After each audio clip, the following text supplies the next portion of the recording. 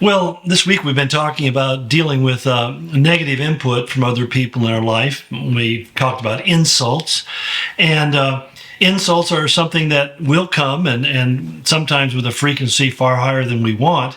If you're involved with somebody or work around somebody or married to somebody who is really very unhappy with their life, they're probably going to express that unhappiness in unkind ways towards you. And so, we need to know how to do that. And part of the dynamic is we need to realize, is this something that we can address and we can work through? And if it's not, then it's probably not something that's going to work out.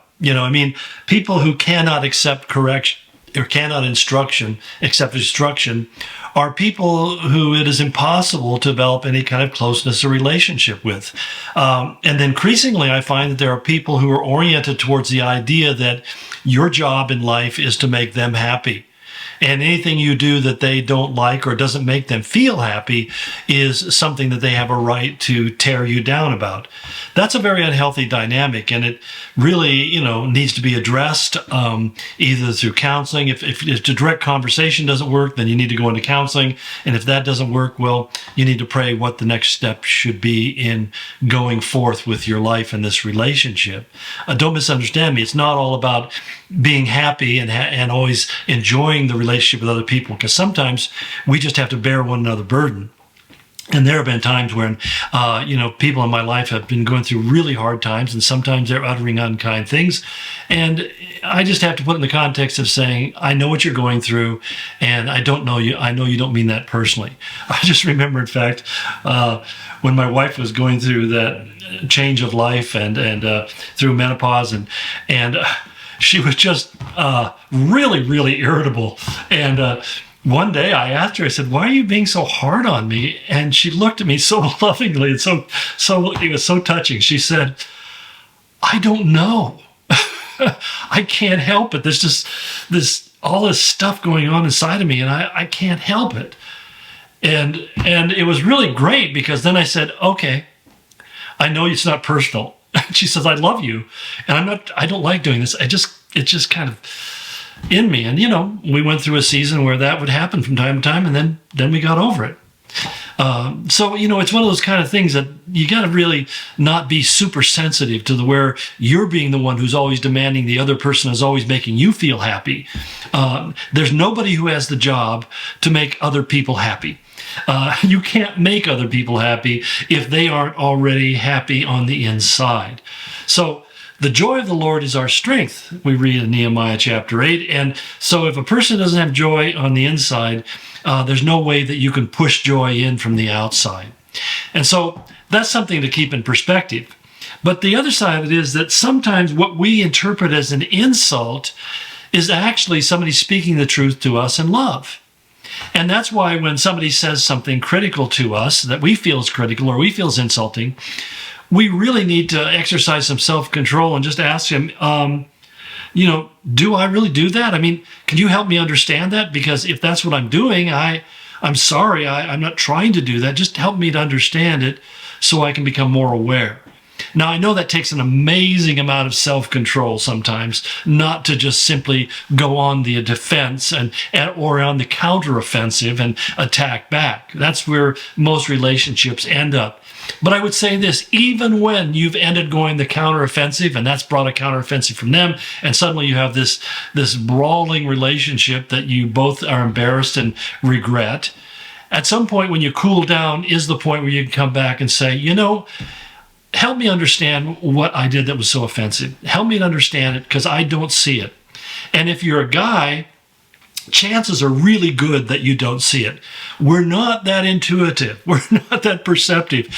And sometimes we drive the car right over a wife's feet and we don't even know it. We just think there was a bump back there, but I don't know what it was. And, we don't connect it with the person who's standing there howling in pain because of something we've just done.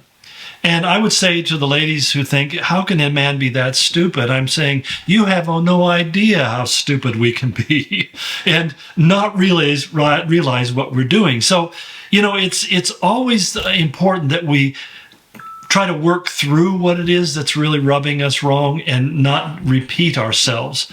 Because I found that there's so many things that I do that can be annoying to my wife that don't even occur to me.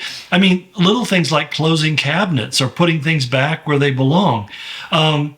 It didn't occur to me until I was instructed otherwise that I was just making her day longer and more work, and giving her more work to do. That the laundry didn't magically clean itself and get back in my drawer, and therefore just leaving it where dirty clothes where they don't belong wasn't helpful.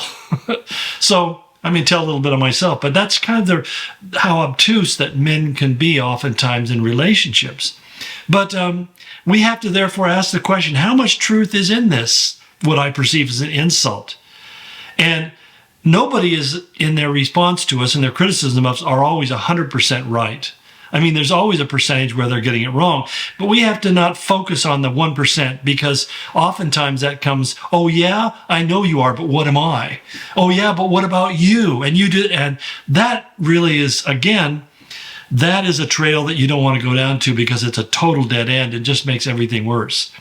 What you need to step back and say, this thing that you said here, I don't think that's quite accurate, but let me own what is.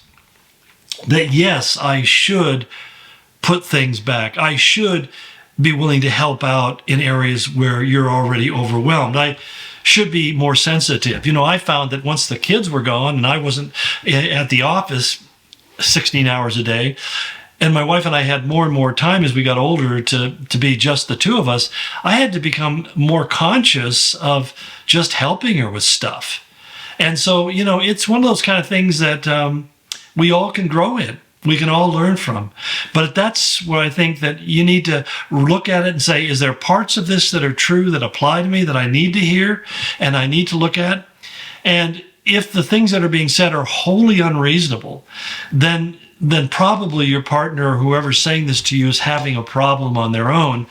And you need to prayerfully begin to help them kind of investigate what's going on inside of them. What battle are they fighting? What issue is really at conflict within them? Because remember I said a few days ago that hurt people hurt other people.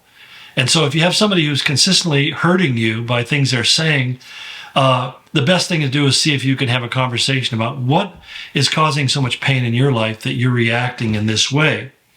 And then finally, I think what I would say is you can't control what people say to you or what they say about you. You can only control how you react to them. And I know that sounds very cliche, but it is in a sense, it would be cliche if it wasn't true. Because most cliches are actually truisms. They think that they are said over and over again because they reflect a reality in the world in which we live. And there are some people who will never be the best of friends. Now, I find in my role oftentimes that there are a lot of people who want to be my best friend. And they're nice people. They're good people. But I find that my bandwidth for close relationships is fairly limited. And on one hand, I enjoy people. I enjoy being around people. I enjoy talking with people. But it's pretty hard for me to set aside significant amounts of time to spend with them. And so I have those people in my life that I'm pretty close with, and they know a lot about me and amazingly love me anyway. But the whole point is that people are going to get uptight with you for things that you don't even know. They're going to resent you for things that somebody else said to them about you that you never heard and you never had a part in. And you can't control that, nor can you really spend a lot of time worrying about it. And I think the most important thing is you just treat other people as if they're good people with good intentions, who have good hearts, who are trying to do good things. And if somebody treats you incorrectly or unfairly, leave that in God's hands. Let God fix that. Let God deal with it. Because you end up spending all of your time focusing on trying to resolve those issues, and you won't. I remember many years ago, I'd come to a point in my ministry where I realized that I had some broken relationships with people, and many of them I didn't understand why those relationships were broken. And so what I did is decided, this is before the internet or anything like that, I wrote a letter individually to each of those persons, and I sent it to them and saying, if I've done something to offend you, then I'd love you to be able to sit down, we can talk about it and see if we can work this out. Because I've taken very seriously Jesus' instructions. If you go to the altar and you find that somebody has something against you, then bring your gift. And I thought, it appears that these people have something against me, so I want to do that. And it was interesting that that only 2 of those people ever responded. And the first one, we sat down, we had a long conversation. I thought everything was great. And then they sent me a letter telling me never to contact them again, and they hated my guts. I thought, wow, that's pretty, I didn't take that away. It was interesting. 5 years later, that same person came up to me and asked for forgiveness for their behavior and basically said, stuff was going on in my life and this is how I reacted.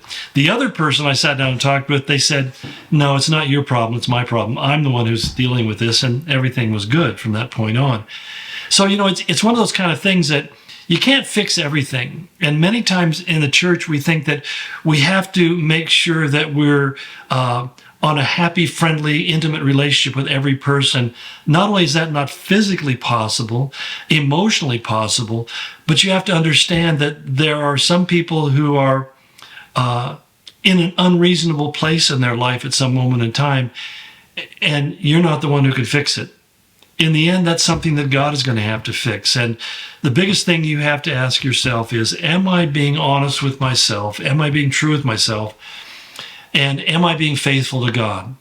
That's the most important thing, because if you are following God, one of the things you know is that insults and persecution and opposition and those things are going to come. Unavoidable. And you can't waste your time worrying about that. Well, I hope some of this has been helpful, and pray that you'll have a great week without any insults or controversies that will make you unhappy. God bless you and go in His grace.